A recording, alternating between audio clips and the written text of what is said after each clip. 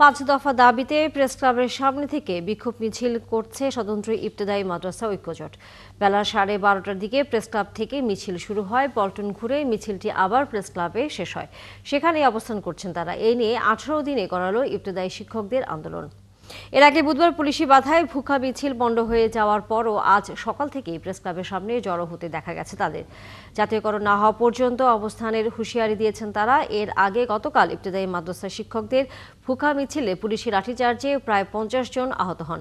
সচিবালয় অভিমুখে ওই মিছিলে সাউন্ড গ্রেনেড এবং জল কামান ছুড়ে ছত্রভঙ্গ করে দেয় পুলিশ। পরে শিক্ষকরা প্রেস ক্লাবের সামনে অবস্থান নেন। দাবি আদায় না হলে আরও কঠোর কর্মসূচির হুঁশিয়ারি দেন তারা। পরে প্রেস ক্লাবের সামনে অবস্থান কর্মসূচি রূপ নেয় 1 দফায়।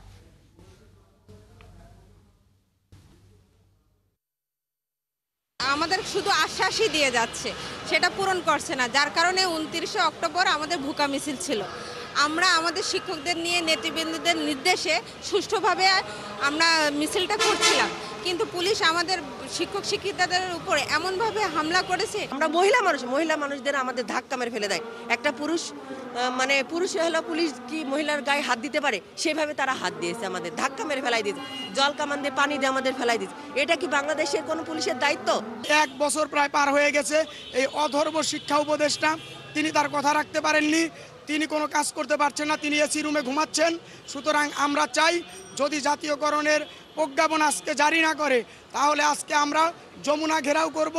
শুধু তাই নয়, আমার ভাইদের গায়ে থেকে যেই রক্ত তারা ঝরিয়েছে, সেই রক্তের প্রতিশোধ বা সুবিচার চাই আমরা।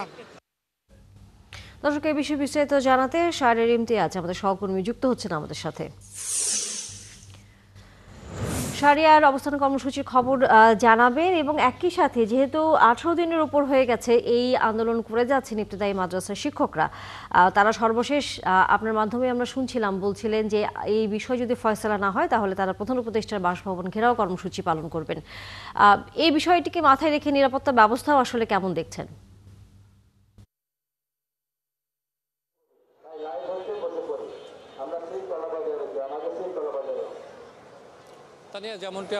যেমনটি আপনি জানাচ্ছিলেন যে 18 দিন ধরে কিন্তু ইবতেদায়ী মাদ্রাসার শিক্ষকরা তার জাতীয়করণের দাবিতে এখানে অবস্থান ধর্মঘট পালন করছে। এবং যদি আমরা আপনার সকালে থেকে যদি বলি, আজকে গতকালকে তাদের উপর যে হামলাটা হয়েছে, এই হামলার প্রতিবাদে আমরা দেখেছি 12টার সময় তাদের বিক্ষোভ কর্মসূচি ছিল, এবং সেই বিক্ষোভ কর্মসূচি যদি 1টার দিকে শুরু হয় এবং সেটা নয়াপল্টন ঘিরে আবার এখানে জাতীয় প্রেস ক্লাবের সামনে তারা অবস্থান কর্মসূচি পালন করছে।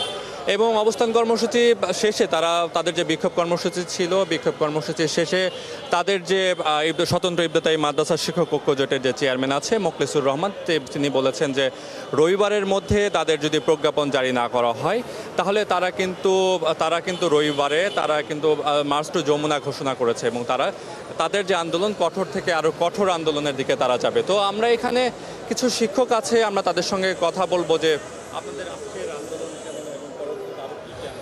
আসসালামু আলাইকুম। আমাদের আন্দোলন চলবে, আন্দোলন স্থগিত করা যাবে না।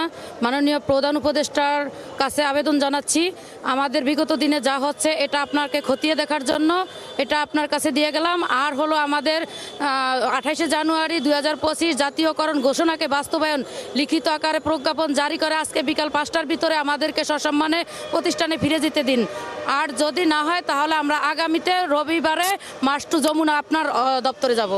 তো যেমনটি তারা বলছিল যে তারা কিন্তু প্রথমত 5 দফা দাবি করছিল, এবং তারা বর্তমানে এখন বলছে 2013 সালের পরে যারা প্রাথমিক বিদ্যালয় ছিল যেরকম জাতীয়করণ করা হয়েছে, এবং এবছরে অন্তর্বর্তীকালীন সরকার আসার পরে জানুয়ারি মাসে তাদেরকে যে প্রজ্ঞাপনের আশ্বাস দিয়েছিল সেই আশ্বাসের তারা জাতীয়করণের দাবি করছে। এটাই তাদের, এবং তাদের যে 5 দফা থেকে তারা এখন 1 দফা দাবিতে তারা এখানে অবস্থান ধর্মঘট পালন করছে, এবং তারা বলছে যদি তাদের এই দাবি মানা না হয় তারা আরও কঠোর আন্দোলনে যাবে। এই ছিল জাতীয় প্রেস ক্লাবের সামনে থেকে আমার কাছে সর্বশেষ। ধন্যবাদ শাহরিয়ার ইমতিয়াজ। নিশ্চয়ই আমরা ফিরব।